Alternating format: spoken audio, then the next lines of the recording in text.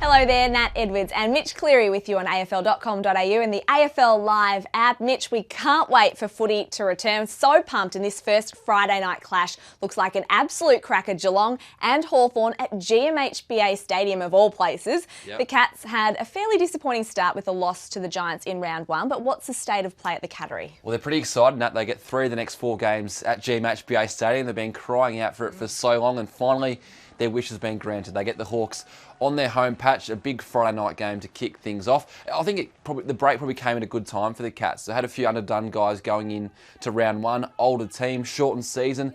They hope that might assist them later in the year, because there's been a couple of seasons in recent memory where they've gone hard early and they've just burned out as the year's gone on. So hopefully for their sake, it probably comes at a good time. We know they had their scoring woes during the Marsh Community Yep. Series. Sort of rectified that a little bit in round one, but does anything actually need to change from that loss against the Giants? Well, looking at the best players on that night, Selwood, Ablett, Duncan, they're just the same faces. So I think, and Joel Selwood touched on this in pre-season, it's those middle tier guys that need to step up. Can Cam Guthrie become an A-grade midfielder? Will Quinton Narkle take the next step? When's Sam Menegola got a bigger ceiling? So it's these type of guys.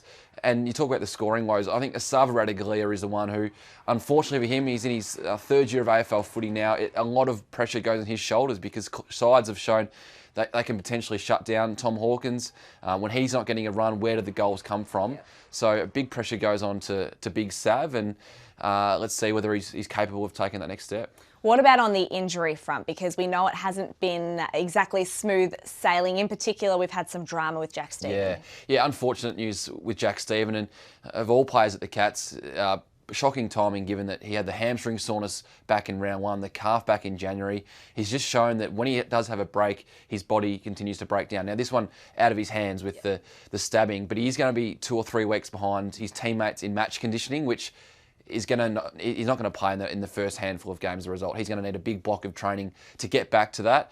As well, you know, Brandon Parfitt missed round one, underdone with his back injury. He should come back.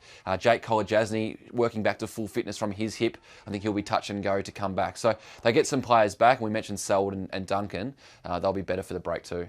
Is there a player that you think has benefited most from this ISO period? Well, maybe it is Joel Selwood, because he had an underdone pre-season, had the hamstring surgery. Mitch Duncan as well carried that hip injury to round one. Both were good against the Giants. I think now that they've had a full block of 9 or 10 weeks of proper training, they'll be better for the run. And finally, anyone we should be watching from an AFL fantasy perspective? Anyone that maybe could be a sneaky trade before the season restarts? Well, they didn't really bring too many fresh faces in for round one. Darcy Fort is a ruck option, but he's played a few games, so his price sort of keeps him out of that bracket. I'll go back to Joel Selwood, and I've spoken a bit about him here, but he's going to play that more inside role. So last year we saw him on a wing. I think the Cats are going to use him more through the midfield. No Tim Kelly. I think Joel Selwood's going to sort of average more touches and more disposals this year. All right, thanks for that, Mitch. And can't wait for this clash. Please stay with us here on AFL.com.au as we count down to round 2.